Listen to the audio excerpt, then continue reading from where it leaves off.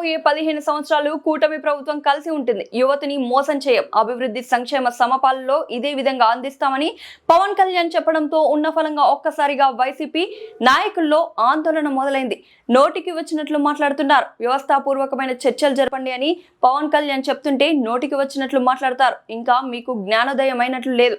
నాయకుడిగా పనికి రావాలంటే మీ నాయకుడిలాగా చుట్టూ 50 కేసులుండాలా? ఒక్క చెల్లిని ఇంటిలో నుంచి తరిమేయాలా? పవిత్ర దేవాలయాలను అపవిత్రం చేయాలా? అక్రమంగా దోచుకు తినాలా? అక్రమ సంపాదనతో నాయకుడిగా ఎదిగాలి అని రూమర్స్ ఏమన్నా పెట్టుకున్నారా చెప్పండి. వైనాట్ 175 అని మీరు విర్రవీగితే తప్పులేదు. కానీ మరో 15 సంవత్సరాలు మేము కలిసి ఉంటామంటే మీకు వచ్చిన ఇబ్బంది ఏమిటి? అసభ్య పదజాలం నోటికొచ్చినట్టు మాట్లాడడం తప్పిస్తే ఒక వ్యవస్థాపూర్వకమైన ప్రశ్నలు మీరు సంధించలేరని మరొకసారి రుజువు చేసుకున్నారు. నిన్నటి రోజున రాజోలులో అరటి చెట్లు రైతులతో సవివరంగా పవన్ కళ్యాణ్ గారు మాట్లాడుతుంటే దానికి ఇంత నోరేసుకొని మాట్లాడుతున్నారు. నిజంగా వైసీపీ నాయకులు ఎవరైతే ఉన్నారో 15 సంవత్సరాలు మన కూటమి ప్రభుత్వం కలిసి ఉంటుంది, యువతిని నేను మోసం చేయను, అభివృద్ధి ఫలాలు అందాలంటే ఈ కూటమి ప్రభుత్వం ఇదే విధంగా 15 సంవత్సరాలు సాగాలి అనే తలకి ముద్ద దిగలేదు. ఈ వైసీపీ నాయకులకి భయం మొదలైంది. నోటికొచ్చినట్టు మాట్లాడుతున్నారు. 15 సంవత్సరాలు మేమే గెలుస్తామని ఘంటాపరంగా పవన్ కళ్యాణ్ గారు ఎందుకు చెప్తున్నారంటే రాజధాని నిర్మాణంలో మా వంతు మార్పు చూపిస్తున్నాం, గ్రామ సభలను నిర్వహించి గ్రామాలను అభివృద్ధి పరుస్తున్నాం, అదేవిధంగా అనేక రకమైన మౌలిక సదుపాయాలు ప్రజలకు కల్పించి వాళ్ళ మన్ననలను చూరుకుంటున్నాము. దానికి మీకు అభ్యంతరం ఏందని నేను అడుగుతున్నాను. వైనాట్ 175 అని చెప్పి మీరు విర్రవేగినప్పుడు ఆ రోజు అనిపించలేదా మీరు ఓవర్ యాక్షన్ చేస్తారని చెప్పి?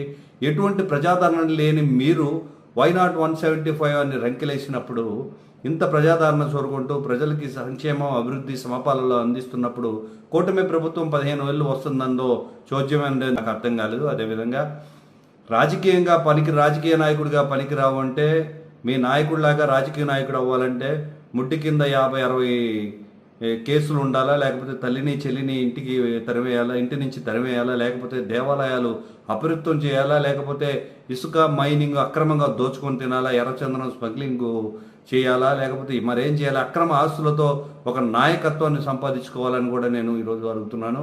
ఖచ్చితంగా కూడా మీరు నోరు కట్టడి చేసుకోవాల్సిన అవసరత ఖచ్చితంగా ఉంది. ఈ రోజున మారాల్సింది రాజకీయ నాయకులు కాదు, రాజకీయ విలువలు. ఖచ్చితంగా రాజకీయ విలువలు మారాలి.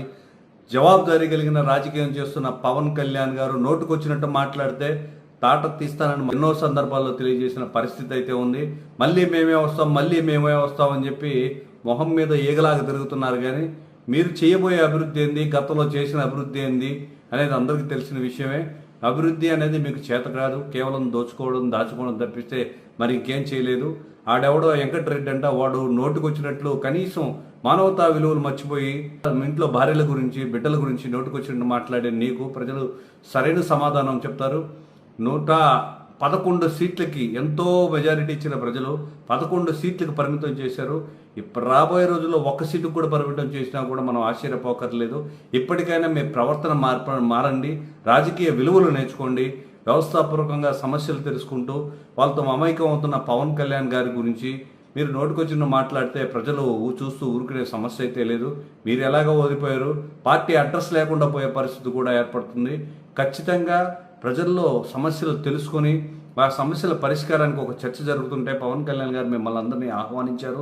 మీరు కూడా చెప్పండి, ఈ సమస్యను తీర్చాలంటే మనం ఏ విధంగా ముందుకెళ్లాలని ఒక వ్యవస్థాపూర్వకమైన విమర్శను మీరు చేస్తే ఖచ్చితంగా బాగుంటుంది. అంతేగాని నోటుకొచ్చినట్టు మాట్లాడడం, అదే ధోరణి, అదే వ్యవహారం అయితే మాత్రం చెప్పులతో మీకు వేడుక చేసే రోజు త్వరలోనే ఉందని మరొకసారి తెలియజేస్తున్నాను. ప్రజలందరికీ కూడా మనవి, ఉన్నతమైన విలువలతో రాజకీయం చేస్తున్న అధ్యక్షుడు పవన్ కళ్యాణ్ గారు కేవలం తన కోసం గాక అభివృద్ధి ఫలాలు అందరికీ అందాలి, హక్కు, స్వేచ్ఛా వాయువులు, అలాగే మౌలిక వస్తువులు అనేవి ప్రతి ఒక్కరి హక్కు అనే విధంగా దూసుకుపోతున్నారు. అభివృద్ధి పదంలో ముందుకు దూసుకుపోతున్నారు. కూటమి ప్రభుత్వం ఒక మంచి నమ్మకాన్ని చూరగొనింది. ప్రజల్లో కూడా తిరుగుబాటు రావాలి. ఇటువంటి అనవసరమైన వ్యాఖ్యలు చేస్తే వాటికి నోటి తాళాలు వేయాల్సిన అవసరం అయితే ఉంది. ఎలా పడితే అలా మాట్లాడచ్చు, వాక్ స్వాతంత్రం ఉంది అనుకునే వాళ్ళకి కళ్ళెం వేయాల్సిన అవసరం కూడా ఉందని మరొకసారి తెలియజేస్తున్నాను. ఎప్పుడైతే పవన్ కళ్యాణ్ గారు 15 సంవత్సరాలు మేమందరం కలిసి నడుస్తాం, రాబోయే రోజుల్లో మరింత అభివృద్ధిని సంక్షేమాన్ని సమపాలలో మేము మేళవించి మీకు అందిస్తామని చెప్పడంతో వైసీపీ నాయకులకు ఊపిరాడే పరిస్థితి అయితే లేకుండా పోయింది. ఇప్పటి నుంచే స్టార్ట్ చేశారు. మేము కలిసి పోటీ చేస్తామంటాం, కలిసి ఉంటామంటాం. అది మా ఇష్టం, మీకు ఎందుకని మరొకసారి అడుగుతున్నాను. నోటికొచ్చినట్టు మాట్లాడడం ఇప్పటికైనా మానుకోండి. ప్రజల్లో మమైకం అవ్వండి. సమస్యలపైన వ్యవస్థాపూర్వకంగా చర్చించండి. ఖచ్చితంగా మేమంతా కూడా స్వాగతించడానికి సిద్ధంగా ఉన్నామని పవన్ కళ్యాణ్ గారు తెలియజేశారు.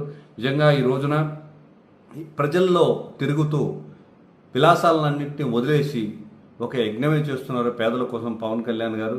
వీటిని ప్రజలందరూ కూడా ఆదరిస్తున్నారు. రానున్న రోజుల్లో 11 సీట్లు కాక ఒక్క సీటు, ఆ ఒక్క సీటు కూడా లేకుండా పోయే పరిస్థితి ఉంది.